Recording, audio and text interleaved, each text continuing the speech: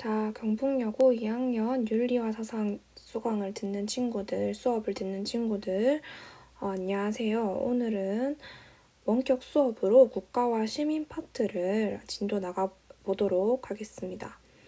자, 오늘 우리는 국가가 어떻게 생겨났는지, 그리고 뒷장에 국가의 역할은 무엇인지 우리가 앞에서 계속 만났던 사상가들은 간단히 수능 특강으로 정리를 하고 사회계약론 파트는 선생님이 만든 PPT로 수업을 진행해 보도록 하겠습니다. 자, 선생님이 이 수업은 우리 시험 치는 12월 8일 전까지 열어놓도록 하겠으니 이 부분은 원격으로 수업을 듣고 기말고사 대비를 하면 되겠습니다. 자, 그러면 본격적으로 수업을 시작하기에 앞서서 친구들, 국가는 어떻게 생겨나게 된 걸까요? 대한민국, 중국, 일본 등등 여러 나라가 있는데 그러한 국가들의 기원은 뭐고 역할은 무엇일까요? 우리 한번 생각을 해보면서 이 관점에 대한 여러 사상가들의 의견을 오늘 배워보도록 하겠습니다. 먼저 유교, 아리스토텔레스, 그리고 마르크스는 앞서 선생님과 수업을 했었기 때문에 이 부분은 간단히 수능 특강으로 보도록 할게요. 그리고 여기 나오는 공화주의 파트는 정동원 선생님께서 하셨다고 하셔서 넘어가겠습니다. 즉 선생님은 이번 기말고사에 선생님이 다룬 사상가들만 들어갈 예정이에요. 그래서 공화주에 나오는 이제 스토아파인 키케로와 마키아벨리 같은 경우는 선생님이 따로 언급을 하지 않겠습니다. 다만 선생님 파트에서는 공화주의 파트가 시험 문제로 출제하지 않을 계획이니 친구들은 이 점을 유의하고 기말고사 대비를 하면 되겠습니다.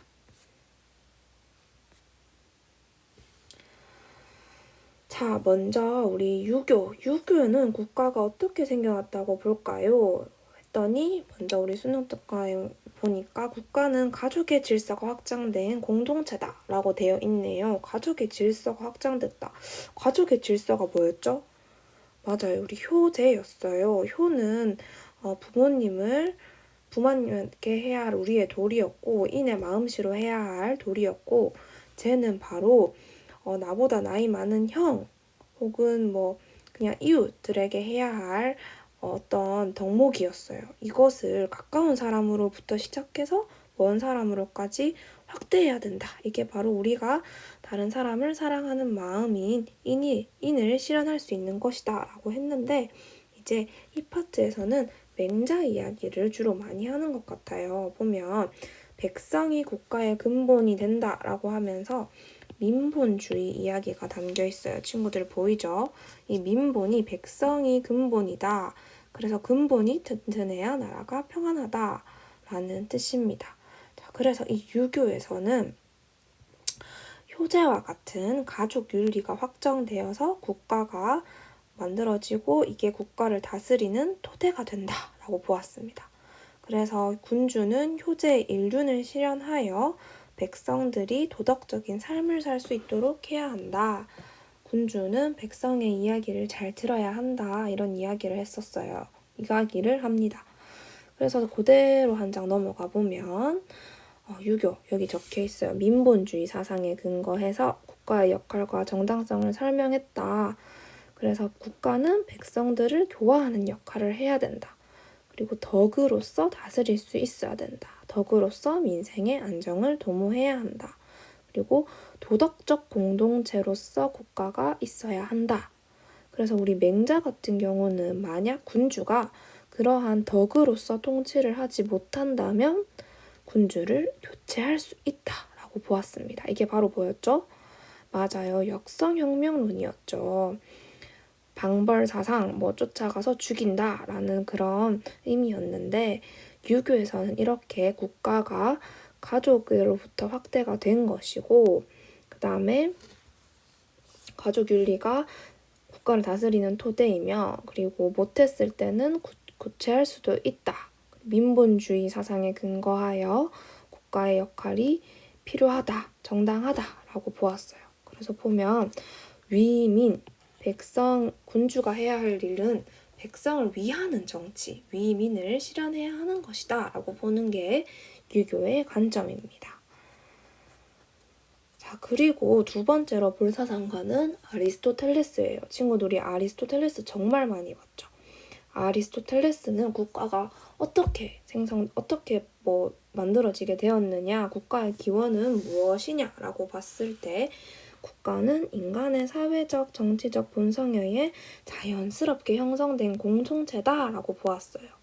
자, 이게 무슨 말일까요? 인간은 공동체를 무리지어서 살 수밖에 없다. 인간의 본성이 그러하다라는 뜻이에요. 사회적, 정치적 본성에 의해서 그렇게 될 수밖에 없대요. 그래서 우리가 역사적으로 생각해보면 우리가 구석기 시대였고, 그 다음에 신석기 시대였고, 그 다음에 청동기였고, 그 다음에 철기였잖아요. 보면 혼자 살다가 채집 생활하면서 구석기 시대 살다가 농경 사회가 시작되면서 여러 사람들이 더불어서 함께 일을 하고 사는 사회가 필요했고, 그러니까 인간이 자연스럽게 그렇게 무리지어서 살게 되었고, 그리고 기술이 발달함에 따라 청동기가 제작되었고, 청동기가 제작됨에 따라 이제 나라가 만들어지면서 고조선이라는 나라가 되면서 철기시대 이렇게 시작되었죠. 이렇게 인간은 무리지어서 공동체를 이루며 살 수 없는 사회적, 정치적 동물이다라고 본 게 바로 아리스토텔레스의 입장이었습니다. 그래서 국가는 어때야 되냐? 국가의 그럼 역할은 무엇이어야 되냐라고 보니까 시민이 행복한 삶을 살도록 이끌어주는 것이 국가의 역할이다. 특히 우리 앞전에 배웠던 아리스토텔레스의 어떤 행복에서는 인간은 이성과 욕구하는 부분이 있기 때문에 그 이성은 교육으로 가르쳐질 수 있지만 반대로 욕구하는 부분은 습관을 길러서 만들어질 수 있다고 봤어요. 그렇게 됐을 때 지덕과 도덕적 덕이 만들어질 수 있다라고 보았는데, 이렇게 국가는 백성들이 행복할 수 있도록 교육을 받고 습관을 길러서 영혼의 탁월성을 발휘할 수 있도록 해줄 수 있는 역할을 해야 된다라고 본 게 아리스토텔레스였어요. 그리고 또한 정치, 공동체의 어떤 공적 영역에 적극적으로 참여해서 자신의 어떤 자아 실현을 하는 것, 이렇게 해서 국가가 역할을 해주는 것이 바로 어떤 이상적인 사회다, 국가의 역할이다라고 봤습니다. 이렇게 해야 아리스토텔레스가 말하는 행복의 최고선인 행복에 도달할 수 있다라고 봤어요. 자, 그리고 마르크스를 한번 봅시다. 우리 마르크스는 얼마 전에 했어요. 마르크스는 이제 국가를 어떻게 봤냐라고 봤더니 지배계급이 피지배계급을 통제할 목적으로 만든 것이다 라고 봤어요. 친구들 우리 기억나죠? 마르크스 같은 경우는 이제 지배계급인 부르주아가 피지배계급인 프롤레타리아를 지배하고 있는데, 이제 이렇게 되면서 프롤레타리아들이 혁명을 일으켜요. 그래서 능력 그리고 필요, 능력에 따라 일하고 필요에 따라 분배받는 사회. 그러니까 생산 수단과 생산 어떤 기술 이런 것들이 공유화되고 모든 것들이 고도의 기술로 이루어져서 사람들이 노동을 하되 자신의 자아 실현을 위한 노동을 하고 풍족하게 사는 사회가 바로 공산사회였어요. 그래서 마르크스는 그 전에 국가는 어떤 역할을 하냐 하면 자본주의를 유지시키는 역할을 한다고 봤어요. 그래서 프롤레타리아들이 혁명을 일으키고 자연스럽게 그러한 국가가 사라지고 공산사회가 도래할 것이다 라고 보았지만, 이제 자본주의의 특징은 수정을 계속한다는 점에서 그렇지는 않았죠. 그래서 이렇게 마르크스의 국가란 이제 지배계급이 피지배계급을 통제할 목적으로 만든 것이다 라고 하면서 매뉴팩처 시대라는 말이 나오죠. 이 말이 이제 분업을 막 해서, 우리 자본주의의 특징이 분업을 막 해서 이것을 부르주아인 지배계급의 계속적인 지배를 정당화하는 어떤 수단으로 만든 것이라고 보았어요. 그래가지고 이러한 국가가 이제 혁명에 의해서 이제 마무리돼야 된다라고, 이제 필연적으로 망할 것이다 라고 보았지만 그렇지 않았고, 넘어가서 어디지? 이 마르크스는 아까 선생님이 앞전에 다 설명했던 프롤레타리아 혁명으로 인해서 망할 것이다. 그래서 피지배 계급을 억압하고 착취하는 수단이 국가이고 이제 이러한 국가는 필연적으로 망할 것이다. 망하고 공산주의 사회가 도래할 것이다. 라고 본 게 마르크스였어요. 자, 친구들.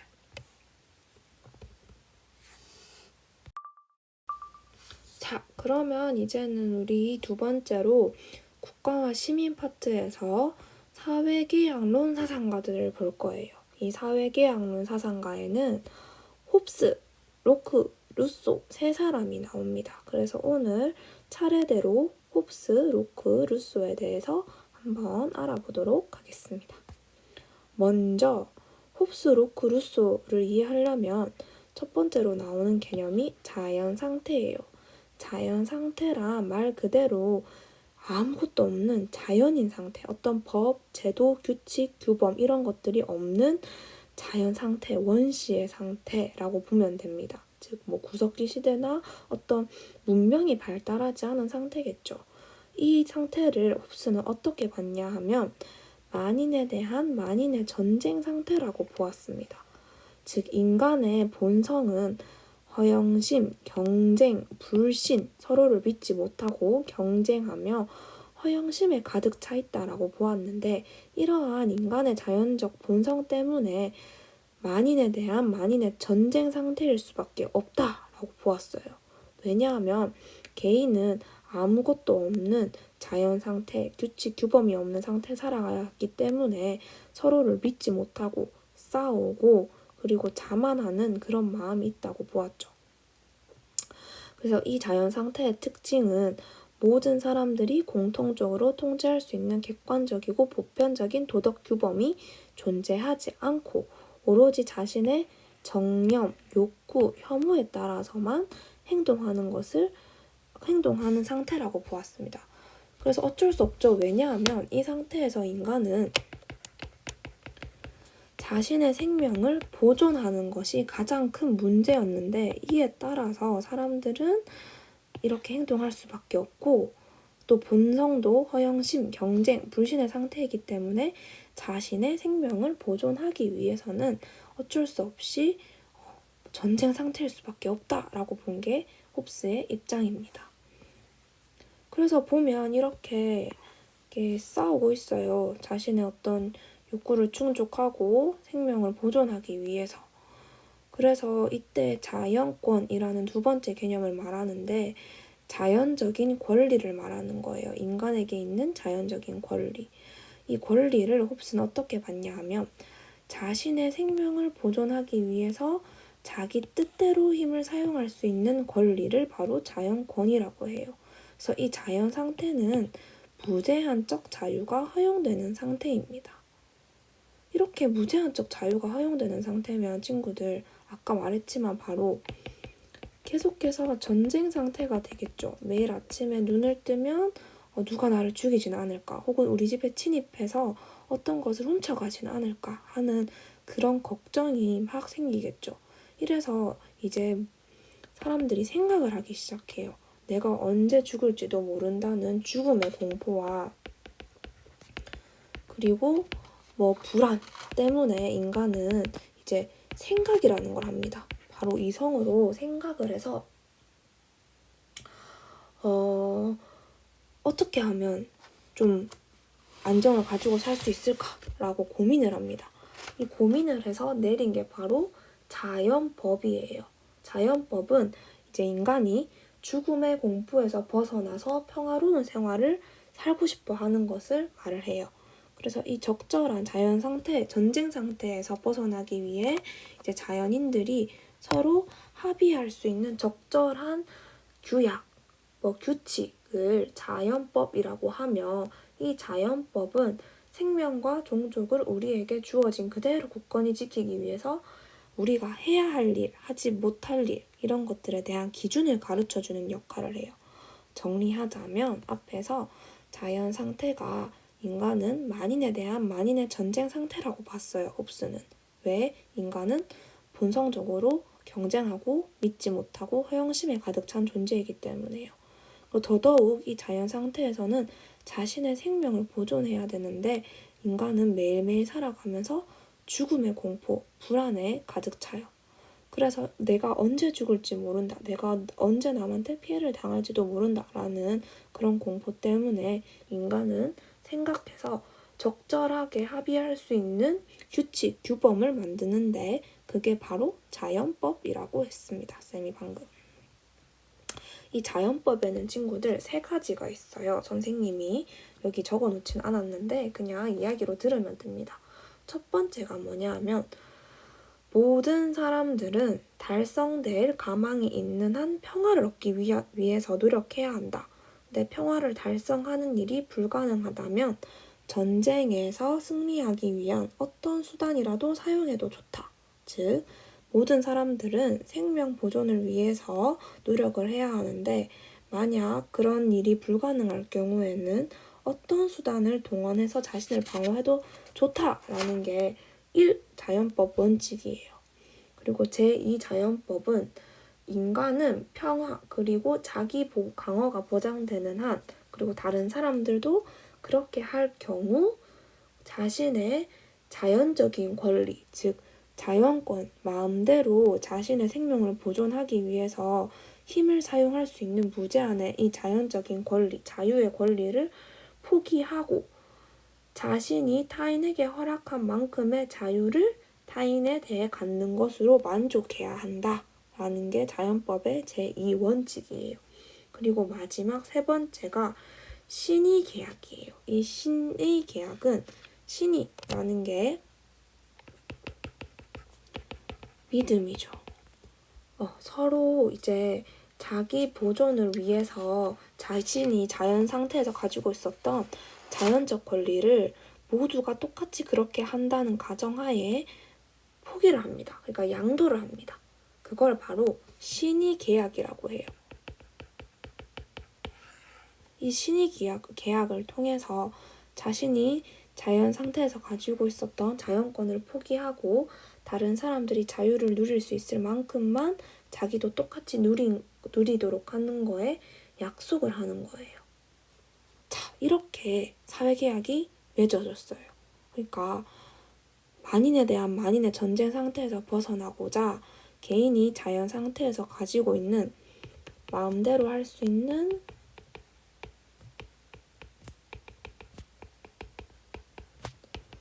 자유의 권리를 포기하고 그리고 자연법을 맺어서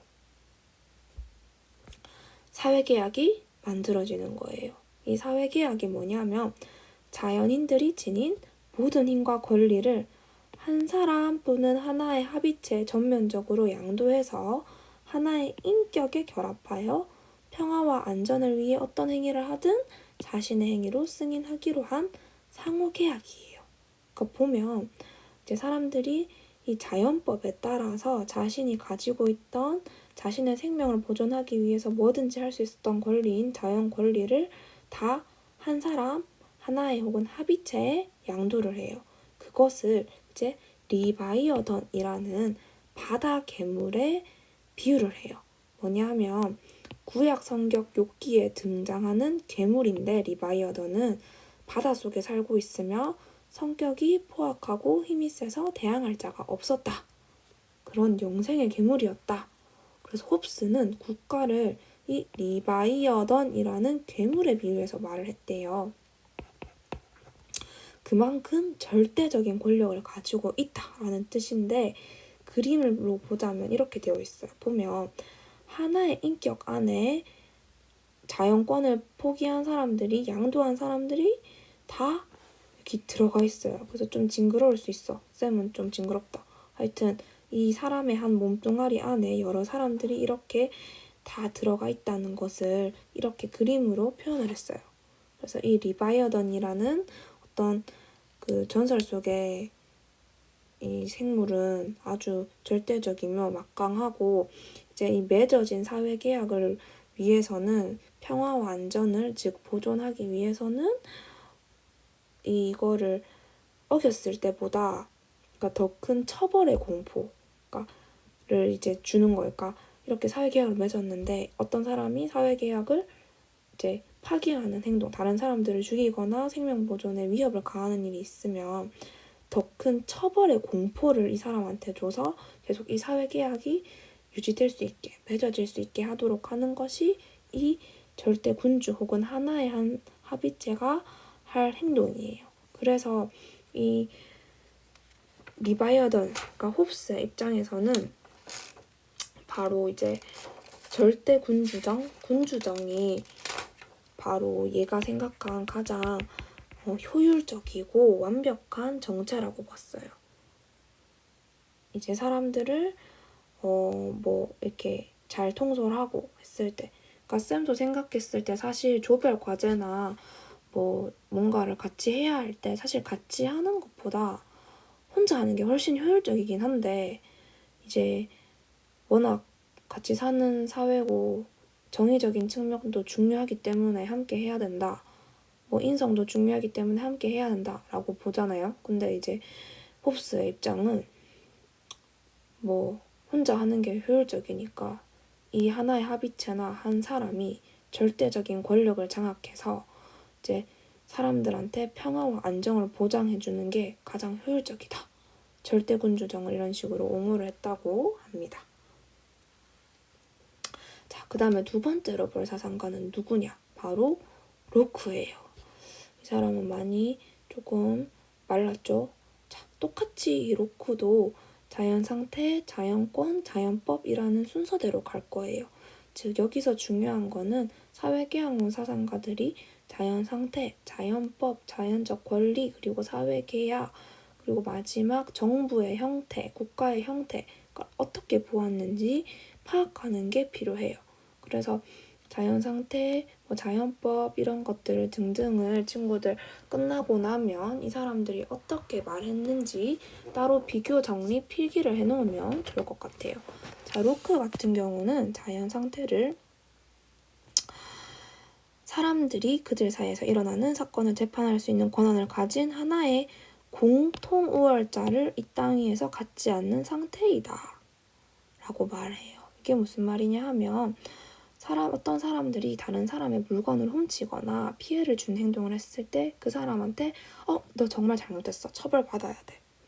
가자 재판소. 이런 식으로 할 수 있는 재판관이나 우월자가 없다는 뜻이에요.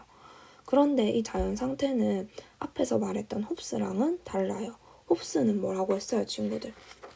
만인에 대한 만인의 전쟁 상태라고 했지만 이 로크 같은 경우는 자연 상태에서 자연적 자유와 자연적 평등을 누리는 상태라고 봤어요. 이 자연적 자유는 바로 뭐냐면 이미 자연 상태에 자연법이라는 게 있대요. 그러니까 홉스 같은 경우는 자연 상태에 자연법이 있는 게 아니고 인간이 죽음의 공포, 위기의식을 느껴서 자연법을 이제 인식하고 세계의 자연법을 만들어서 이제 살아간다라고 보았는데, 사회계약을 한다라고 보았는데, 이 로크 같은 경우는 이미 자연 상태 안에 자연법이라는 게 있고 또 자연적 평등, 모든 사람은 권력과 권리에 있어서 평등하다. 이 자연 상태는 그러니까 모두가 다 평화를 누리고 있는 평화의 상태다. 홉스가 말했던 만인의 제한, 만인의 전쟁 상태가 아니다. 모든 사람들은 평화롭다. 단 누군가가 뭔가를 잘못했을 때 야, 너 잘못했어 라고 말하는 우월자나 집행자나 권리를 뭐 어떻게 하는 사람은 없다라고 본 게 로크의 자연 상태였어요.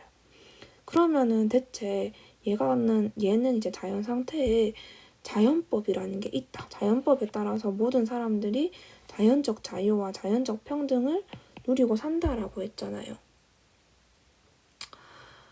그러니까 대체 이게 뭔 소릴까? 이 자연법이란 뭘까? 라고 봤을 때 이 자연법은 모든 사람은 평등하고 독립된 존재이기 때문에 어느 누구도 다른 사람의 생명, 건강, 자유, 소유물을 손상시켜서는 안 된다라고 보는 관점이 자연법이에요. 그래서 이 자연법은 자연 상태에 이미 내재돼 있고 이 사람들은 다 이 자연법을 지키면서 살아가고 있대요.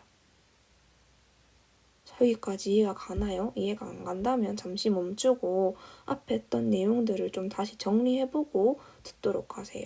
그러니까 이 자연법이라는 게 이미 생명, 건강, 자유가 다 있으며 그것을 서로가 다 알고 서로 거를 이제 침해하지 않으면서 잘 살아가는 평화로운 상태다라고 보면 됩니다. 그래서 이 자연권 안에는 그러니까 자연권은 뭐냐면 아까 전에 홉스 같은 경우는 자연권이 자신의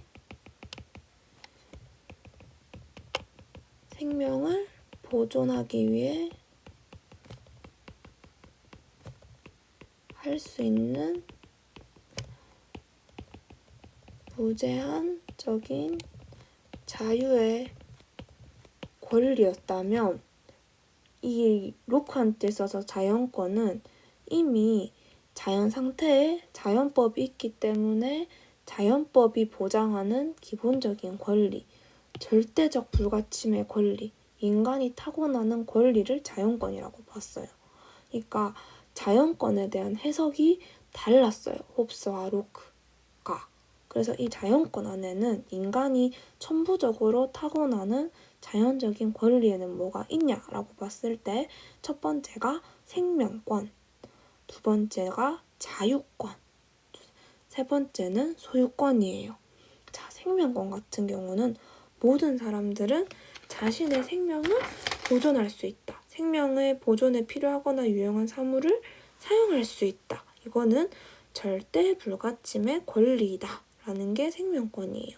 그리고 두 번째는 자유권이에요.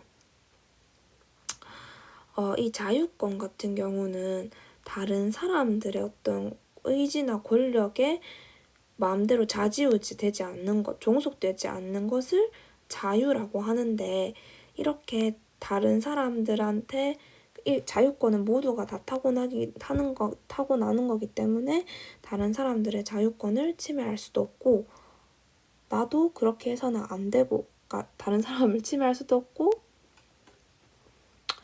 나도 이것을 지켜야 되고 다른 사람도 나한테 그렇게 해서는 안 되고 이게 바로 자유권이에요. 그리고 이 소유권은 뭐냐면 여기 쌤이 이제 밭에서 일하는 잘생긴 청년을 가지고 왔는데 이 청년이 열심히 이렇게 텃밭을 했잖아요. 이 텃밭은 그럼 누굴 걸까요? 바로 이 청년 거죠. 이렇게 자신이 열심히 노동을 해서 뭔가를 만들어낸다면 그것은 자신의 것이다 라고 보는 게 이 소유권이에요.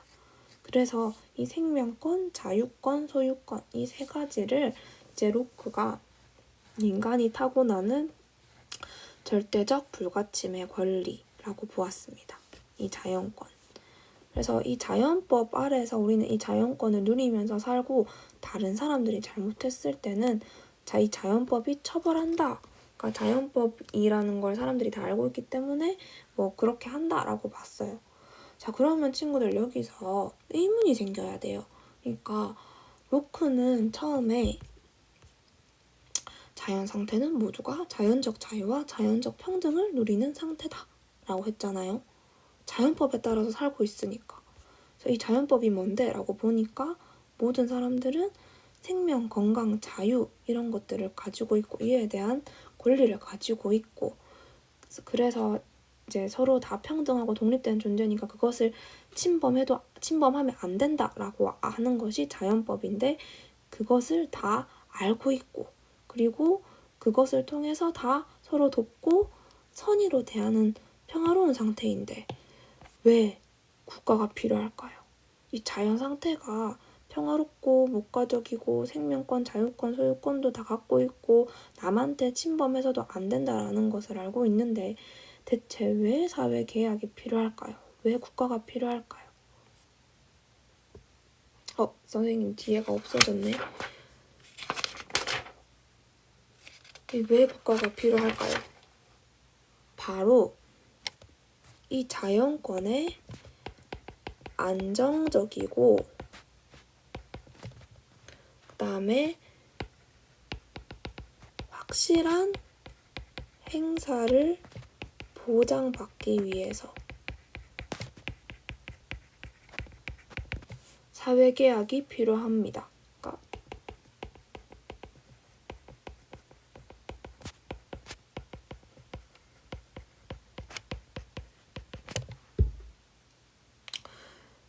그러니까 이런 거 자연법에 따라서 우리가 남을 해치면 안 되고 선의로 대해야 되고 이제 절대적 불가침의 권리라는 건 알지만 실질적으로 사회를 살아가면서 이거 탐난다. 내가 너보다 힘세니까 뭐 이거 가져가도 너 나한테 아무것도 못하겠지? 하면서 탁 가져가 버리면 힘없는 친구는 계속 뺏겨요. 근데 이걸 뺏겼을 때 야, 너 잘못했어.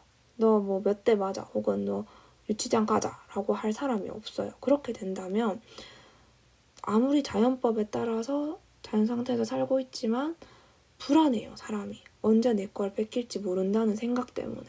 그래서 안정적이고 확실한 행사를 보장받기 위해서 이 자연권을 더 보장하기 위해서 국가라는 게 필요하다. 사회계약이라는 게 필요하다라고 봐요. 그래서 이 사람들이 무엇을 하냐 하면 다 동의를 해요.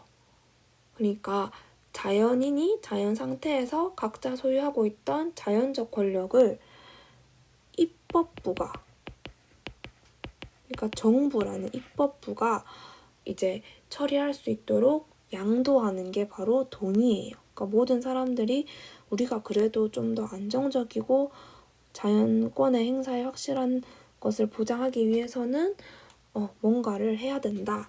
이렇게 사회계약을 해야 된다. 그래서 사람들의 동의를 통해서 사회계약이 이루어지고 이제 그 국가에서 가장 최고의 기관을 입법부라고 봐요. 이 입법부가 법을 제정하고 이제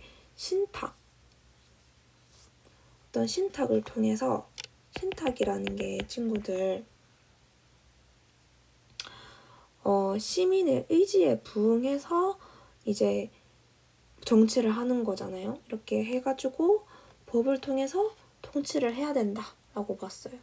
그래서 보면 이 로크가 하는 어떤 어떤 형태는 바로 신탁 권력, 위임 권력, 그러니까 정치 사회가 되고 나면은 법을 통해서 개개인들이 동의를 통해서 사회 계약을 맺고 입법부가 그 법에 따라서 통치하는 것을 이제 정당한 사회, 얘네들이 본 뭔가 이상적인 국가라고 봤어요. 왜냐하면 개인이 자연 상태에서 가지고 있던 자연적 권리를 계속해서 안전하게 행사받을 수 있도록 보장해야 되기 때문에. 그래서 이 로크는 어떤 대의 정치가 이상적인 사회라고 봤어요.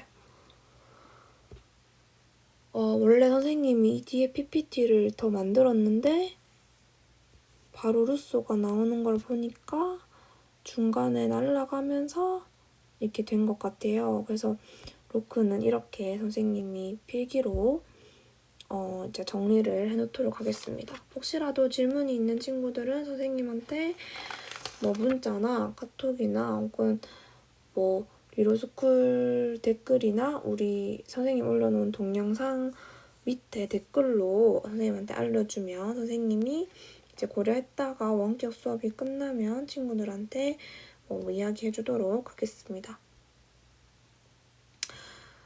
그래서 이제 정리를 하자면 로크 같은 경우는 여러 사람들, 자연권을 보장받기 위한 여러 사람들의 동의에 의해서 선출된 대표자가 정치 권력을 행사해서 이제 그 사람이 이제 입법부 최고의 권리인 입법부에 따라서 이제 하는 정치가 이상적이다. 사회계약을 그래서 해야 된다라고 봤습니다.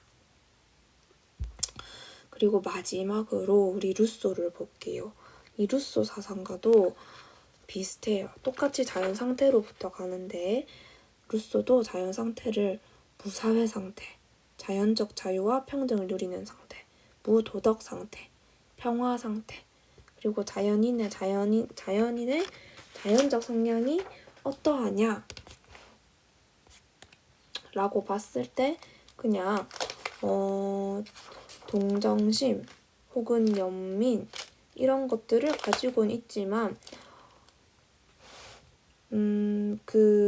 홉스가 말했던 허영심이나 경쟁하고 이런 것들은 있을 수 없다라고 봤습니다. 그러니까 얘가 말하는 자연 상태에서의 인간은 정말 산속에서 이제 혼자 사는, 그러니까 어떤 사회적 관계를 맺지 않는 그런 상태를 말하는 건데, 홉스가 말하는 불신, 경쟁, 허영심 같은 경우는 타인들이랑 비교해서 이제 자기가 뭐 1등이 되고자 하는 거, 자기가 베스트가 되고자 하는 거, 그런 걸 전제로 하는 것이기 때문에 이제 자연인의 자연적 성향은 이제 홉스가 말하는 어떤 경쟁, 불신, 타인을 의식하는 그런 감정을 전제로 하는 게 아니고 자기애다라고 봐요.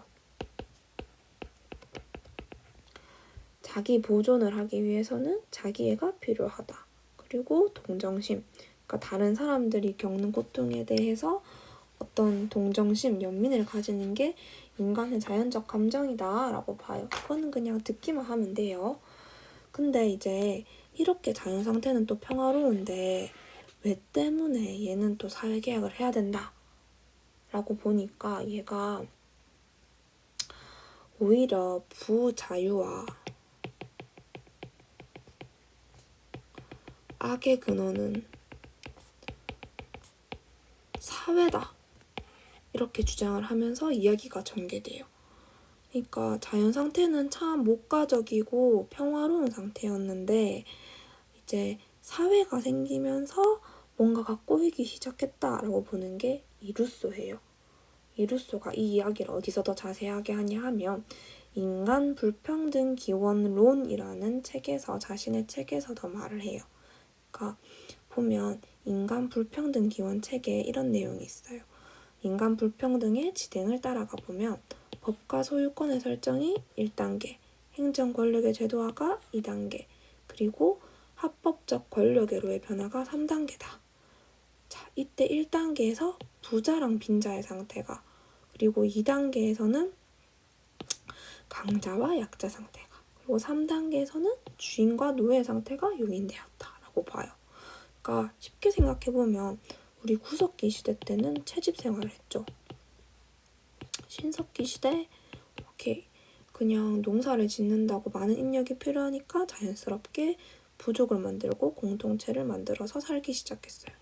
근데 여기서 이제 청동기로 넘어가면서 청동기 관련 제작법을 아는 사람, 생산 수단을 아는 사람, 기술을 아는 사람들이 높은 직위에 오르기 시작했고 이때 계급이 생겼죠. 그리고 철기 시대가 시작되면서, 그러니까 이때 어떤 그 국가, 고조선이 만들면서 계급이 생기고 누군가는 지배하고 누군가는 지배를 받고 이런 상황이 발생했다고 보는 거예요. 그러니까 인간이 불평등하게 된 어떤 이유는 이런 식으로 역사적으로 이렇게 흘러감에 따라서 계급이 생기고, 이렇게 처음에는 부자와 빈자였다가 나중에는 강자와 약자였다가 나중에는 주인과 노예라는 어떤 상황이 되었다라고 본 게 루소가 말하는 주장이었고, 이것 때문에 사회계약이 필요하다라고 봤어요. 그래서 이 사회계약의 목적은 루소는 단순해요. 자연 상태는 그 자체로 상호 무관심하고 평화롭고 목가적인 상태였는데 이제 역사적으로 어떤 사회가 만들어짐에, 자연스럽게 만들어짐에 따라서 불평등이 발생했어요. 그래서 이 목적은 자연 상태에서 누렸던 평화로웠던 자연적 자유를 사회적 자유로 복원하는 거예요. 근데 자연적 자유에서 누렸던 자유를 그대로 사회적 자유에서 느낄 수는 없었어요. 왜냐하면 어떤 위계 계급이라는 어떤 새로운 상황이 발생했으니까요. 그래서 얘 같은 경우는 어떻게 했냐 하면 각자가 자신의 모든 힘과 권리를 전체 공동체에 양도해서 일반 의지를 형성하고 모든 구성원이 복종함으로써 불가분의 관계로 결합하여 단일 정치 공동체를 형성하는 계약이라고 봤어요. 아까 전에 로크에서 중요한 게 동의였다면 이 일반 의지는 루소에서 있어서 중요한 개념이에요. 이 일반 의지를 사람들이 다 양도해서 이것에 복종하고 단일 정치 공동체를 형성하는 계약이라고 했는데, 그럼 일반 의지가 뭔지 우리가 알아볼 필요가 있어요. 일반 의지는 사람들이 가지고 있는 여러 가지 전체의 의지 중에서도 공공선을 지향하는 의지이고, 공공성만을 추구하는 의지이고, 공공선 이 친구들 뭐예요? 공동체적으로 공익을 위해서 다 함께 더불어 가는 사회. 그러니까 공공선만을 추구하는 의지 할 때 그 공공선은 그런 뜻이죠. 그래서 국민의 사회적 자유와 평등을 보장하고 강화하는 역할을 하겠죠. 왜? 나만 생각하는 게 아니고 다 함께 사는 시민들을 생각하니까.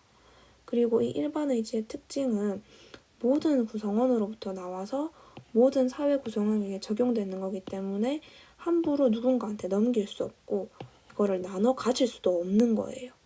그래서 이 일반 의지가 표현된 게 뭐냐? 바로 법이에요, 법. 공공선을 지향하는 의지를 사람들이 다 같이 표출해서 그것을 법으로 만들어서 그 법에 복종하면서 사는 게 바로 얘는 사회적 자유를 복원하는 것이라고 봤어요. 사회적 자유를 누릴 수 있는 것. 자연적 자유 때는 이제 아무것도 없지만 누린 상태였지만 이 사회적 자유에는 필요한 게 뭐다? 법이다. 그래서 공화주의에서 어떤 법 이런 것들이랑 논리가 비슷하죠. 그래서 얘는 최선의 국가를 민주공화국이라고 해요. 아까 그 로크는 대의민주를 말했다면 얘는 이제 어떤 민주공화국 비슷하게 말했는데 약간의 논리가 노자가 말하는 소국과민 사회랑 비슷해요. 왜냐하면 이 루소는 동료애를 느낄 수 있는 작은 규모의 국가, 그리고 법이라는 명예로운 속박 속에서 살 수 있는 국가, 일반 의지의 표현인 법의 통치가 실현되는 모든 형태의 국가, 그러니까 민주적 주권, 법에 의한 통치가 실현되는 국가, 이거를 민주공화국이라고 봤거든요. 그래서 이제 정리를 하자면 최선의 국가가 민주의 국가, 민주공화국이고, 이런 민주공화국은 얘는 이런 이야기를 해요. 이거는 그냥 듣기만 하면 돼요. 국가가 아주 작아서 국민이 쉽게 모일 수 있고, 쌤이 아까 노자의 소국 가민이랑 비슷하다라는 말 했었는데 쌤이 적어놓은 줄 알았는데 이거는 그냥 듣기만 하면 될 것 같아요. 그러니까 국민이 쉽게 조금 모일 수 있고, 왜? 국가가 아주 작아서. 그리고 시민은 서로 다 알 수 있어야 된다. 그리고 두 번째가 생활 양식이 단순해서 사건들이 발생했을 때 논란거리를 예방할 수 있어야 되고, 지위, 재산이 상당한 정도로 평등해야 되고, 그리고 마지막으로 사치가 매우 적든가 없어야 된다라는 게 민주공화국의 어떤 특징이어야 된다라고 루소가 보았어요. 자, 이렇게 했는데 사회계양론은 어려운 게 맞아요. 어떻게 공부를 해야 하나 하면 친구들 앞에 말했던 홉스부터 선생님이 말했던 자연권, 자연상태, 사회계약의 특징, 그리고 로크 같은 경우는 동의, 루소 같은 경우는 일반의지, 그리고 마지막에 국가의 형태, 이런 식으로 정리를 해서 자신만의 방식대로 필기하고 틀을 만들어서 공부를 하세요. 그러면 선생님이 다음 시간에 이것을 제대로 들었는지 그리고 공부를 했는지를 그 필기로 확인을 해보도록 하겠습니다. 그리고 처음에도 말했지만 시험 기간 전까지 영상을 볼 수 있도록 해놓을 테니 사회계약론 부분과 아까 했던 아리스토텔레스, 유교, 마르크스 부분은 이 영상으로 공부를 했으면 좋겠네요.